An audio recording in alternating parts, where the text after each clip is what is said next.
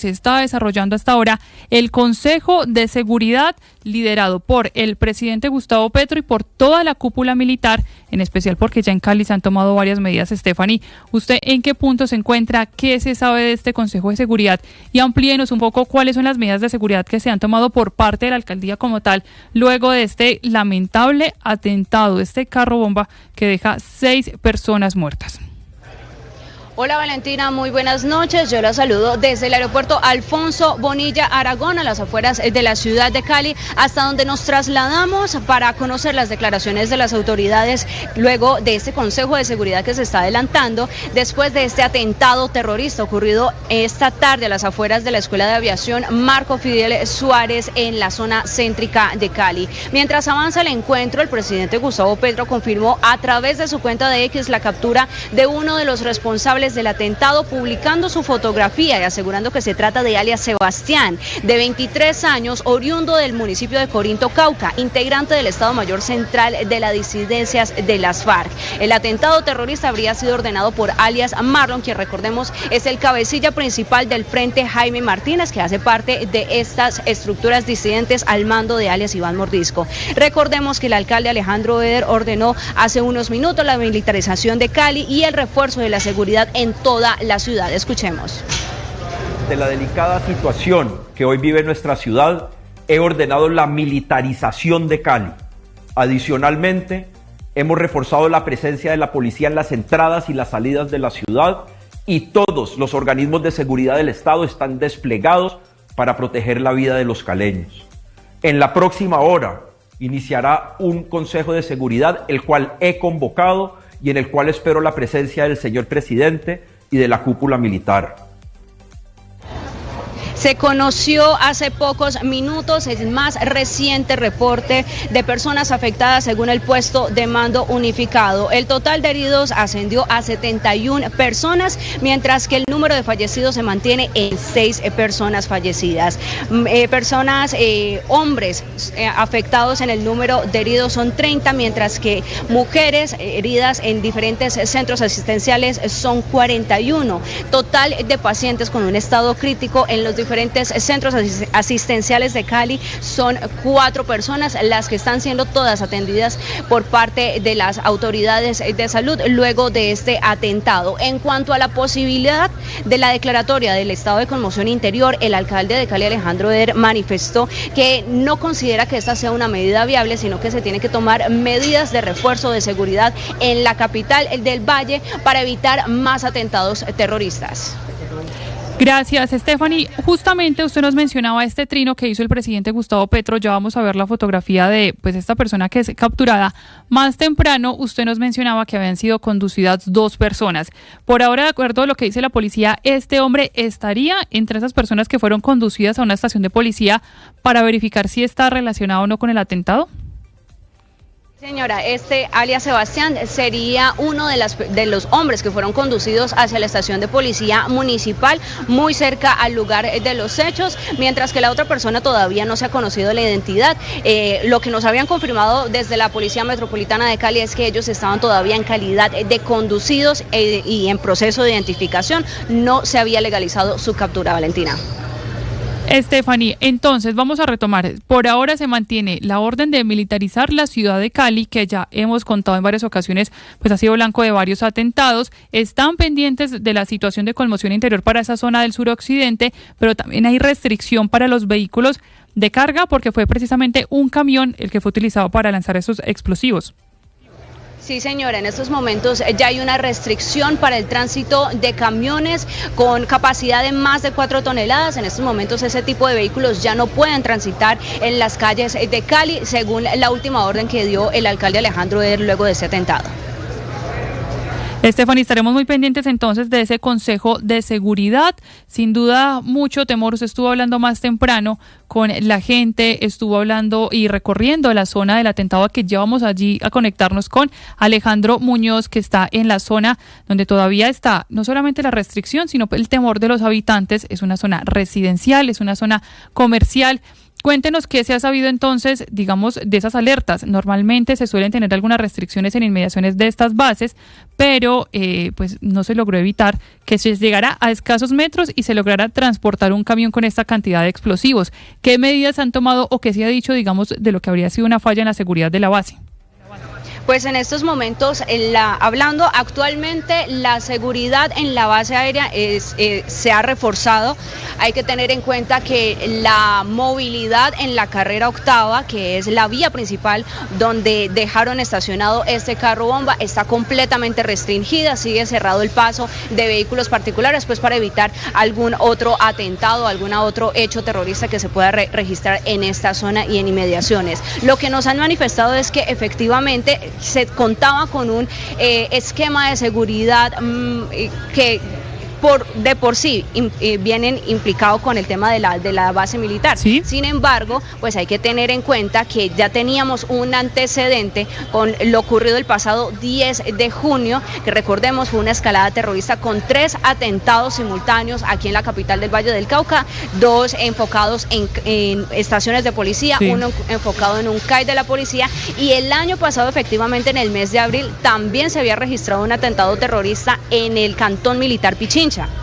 Son varios entonces los atentados allí y como usted lo decía, Stephanie, pues fueron múltiples las medidas, incluso la vicepresidenta Francia Márquez estuvo allí, sin embargo, pues no han servido mucho estas estrategias. Ya vamos a regresar con usted, Stephanie, también en minutos vamos a la zona del atentado, pero antes quiero saludar a la defensora del pueblo, Iris Marín, que sin duda es una grave situación, una jornada muy triste para el país, defensora, y que muestra mucho de las alertas que ustedes han emitido, en especial por la expansión que han logrado estos grupos ilegales en zonas incluso urbanas como lo es la capital del Valle del Cauca. Defensora, buenas noches.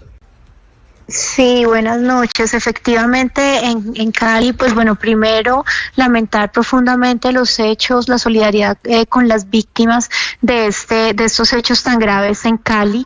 Efectivamente, había una alerta vigente, o existe una alerta vigente en este momento para el municipio de Cali, es la 01 del 2022, que reporta la existencia de varios grupos armados, entre ellos las disidencias de las FARC, que hoy actualmente pues principalmente es la Jaime Martínez, que hace presencia en Cali, en Jamundí, pues en la entrada al Bajo Calima, es como más o menos la ruta que ellos tienen, y pues que pues han tenido estos hechos recientemente. Ahora no es el único grupo armado, es la justicia quien tiene que determinar las responsabilidades. En Cali también hay presencia del ELN y de criminalidad organizada. Sí, defensora, quería preguntarle qué debería pasar ahora en parte con los procesos de la paz total. Y le pregunto porque evidentemente lo que pasó en Cali, al parecer y todo indica, no es responsabilidad de un grupo que hace parte de la paz total, pero lo que pasó en Amalfi sí, y lo que vemos es que estos grupos, pues por un lado negocian, pero por el otro lado están cometiendo actos terroristas en diferentes zonas del país. Hoy es Cali y el departamento de Antioquia, pero son diferentes las zonas que se han visto afectadas por estos grupos.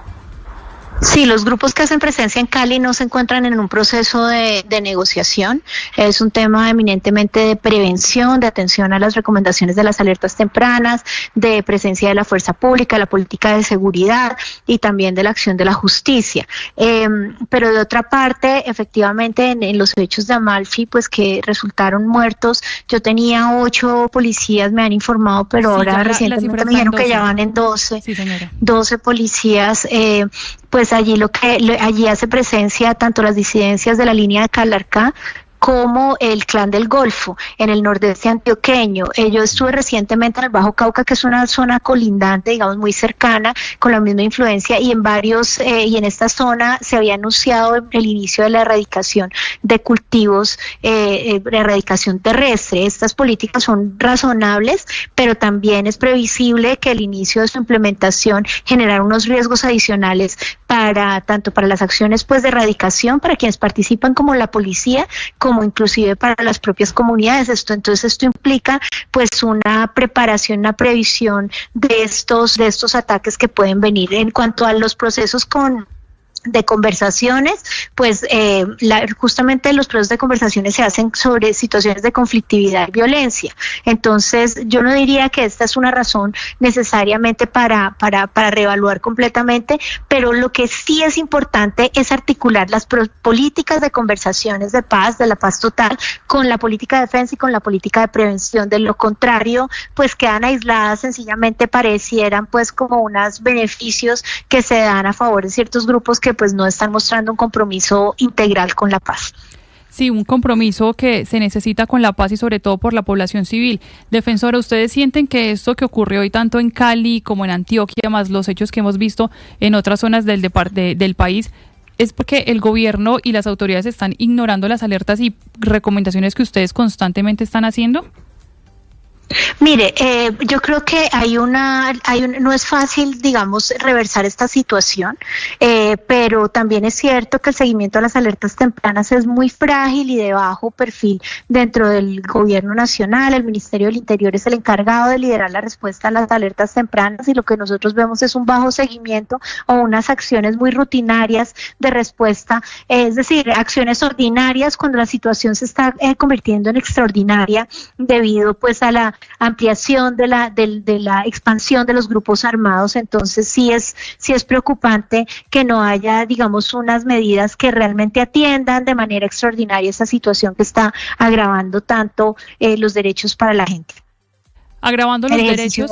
Sí, exactamente. Defensora, lo que dice el gobierno por ahora es que en este Consejo de Seguridad que ya está en desarrollo, están evaluando decretar conmoción interior para al menos la zona del suroccidente del país, Valle del Cauca y Cauca. Para ustedes, ¿qué debe incluir, más allá de lo que normalmente trae una declaratoria de conmoción interior, este tipo de medida para que de verdad sí empiece a mitigar en la medida de lo posible y en el corto plazo pues estos atentados? Porque incluso vemos que las disidencias están celebrando haber logrado quitar vidas, asesinar personas, asesinar policías, y lo están haciendo como si no hubiera ningún control. El gobierno habla, digamos, de cambios en metodologías y demás, pero las disidencias siguen demostrando un poder. ¿Qué debe tener estas nuevas medidas que hoy anunciaría el gobierno para tratar de mitigar esta situación? Mire, yo escuché hace un momento al alcalde de Cali decir que él no estaba de acuerdo con la declaratoria de conmoción interior. Es una decisión eminentemente de orden público en cabeza del presidente de la República, pero la invitación allí sería a que el presidente primero coordine en ese Consejo de Seguridad con las autoridades locales y evalúe verdaderamente la necesidad, o si más bien hay medidas inmediatas que se pueden adoptar en lo urgente sin necesidad de acudir a la conmoción interior. Yo no la desecharía, pero diría que primero tiene que evaluarse muy bien cuáles son las acciones y las medidas que tiene ya el gobierno nacional, el gobierno local en materia de seguridad para poder controlar la situación y revertir este riesgo, antes de evaluar unas medidas que restringen el Estado de Derecho porque le dan facultades legislativas al gobierno nacional. Puede que sean necesarias, pero creo que eso hay que evaluarlo primero con las autoridades locales. Con las autoridades locales. Bueno, defensora, muchas gracias por acompañarnos. Estaremos muy atentos a esas medidas como tal que tomen el gobierno nacional y sobre todo que tengan en cuenta las recomendaciones que ustedes desde la Defensoría y múltiples entidades más suelen hacer, que están desde el territorio, que están desde las zonas, alertando por la expansión grave que hemos visto de estos grupos ilegales que de una u otra manera se aprovecharon de ese proyecto de paz total para tener más control y movilizarse. Gracias, defensora, de nuevo, y de seguro la estaremos contactando de nuevo para actualizar cualquier información. Bueno, feliz noche. Gracias.